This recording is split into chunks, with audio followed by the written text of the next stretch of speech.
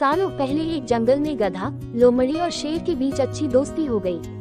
तीनों ने एक दिन बैठकर साथ में शिकार करने के बारे में सोचा।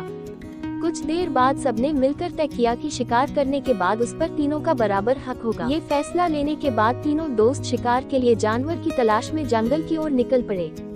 कुछ ही दूरी पर उन तीनों को जंगल में हिरन दिखा। एकदम तीनों ने हिरन पर झपट्टा मारने की कोशिश की। उसे देखते ही वो तेजी से दौड़ने लगा। दौड़ते दौड़ते थककर हिरन कुछ देर के लिए रुक गया। तभी मौका देखकर शेर ने हिरन का शिकार कर दिया। गधा, लोमड़ी और शेर तीनों काफी खुश हो गए। मरे हुए हिरन के 3 हिस्से करने के लिए शेर ने अपने दोस्त गधे को कहा।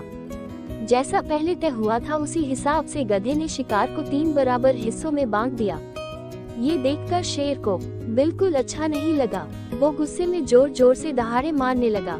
दहाड़ते दहाड़ते शेर ने गधे पर हमला करके उसे अपने दांतों और पंजों की मदद से 2 हिस्से में बांट दिया।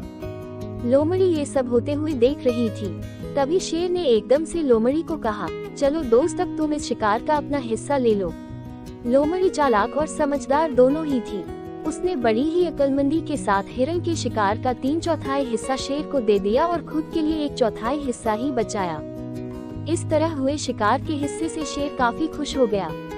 उसने हंसते हुए लोमड़ी से कहा, अरे वाह, तुमने एकदम मेरे मन का काम किया है। तुम्हारा दिमाग काफी तेज है। इतना कहते ही शेर ने लोमड़ी से पूछा, तुम इतनी समझदार कैसे हो? तुम्हें कैसे पता चला कि मैं क्या चाहता हूँ?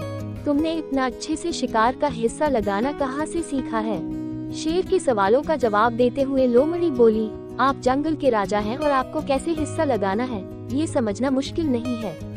साथ ही मैंने उस गधे की हालत भी देख ली थी। उसके साथ जो कुछ भी हुआ उससे सीख लेते हुए मैंने ऐसी समझदारी दिखाई है।